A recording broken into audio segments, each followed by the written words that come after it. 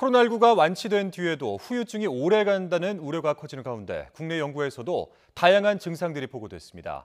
폐렴 발생 빈도가 높았고 심할 경우에는 폐 일부가 굳는 이 폐섬유화까지 진행되기도 했습니다. 김평정 기자입니다.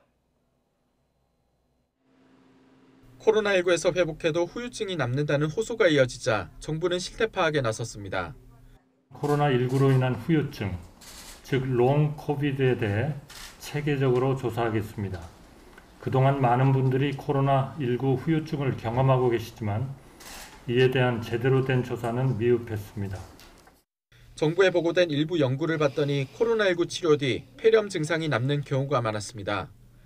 정진원 중앙대 교수팀이 평균 나이 63.5세, 고혈압과 당뇨병 등의 기저질환이 있는 코로나19 환자 130명을 추적했더니 80%에서 완치 뒤에도 폐렴이 관찰됐습니다. 폐렴이 진단된 뒤 7일이 지나 병변 범위가 절반으로 줄긴 했지만 이후에도 2개월 더 해당 범위가 유지됐고 4에서 6개월이 지나서야 다시 줄기 시작했습니다. 폐렴 이외에도 호흡곤란과 후각 이상, 미각 이상도 상당히 높은 비율로 나타났습니다.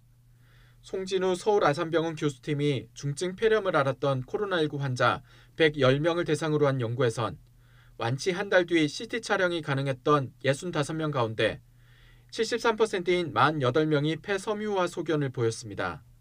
폐섬유화는 폐 일부가 굳어 제기능을 하지 못하는 상태입니다. 코로나19 중증과 경증 환자를 비교한 다른 연구에서는 중증일수록 후유증을 보이는 비율이 높게 나타났습니다. 전문가들은 코로나19가 호흡기, 그중에서도 폐에 치명적인 피해를 남길 가능성이 큰 만큼 폐 관련 후유증에 대한 치료 가이드라인이 시급하다고 지적합니다.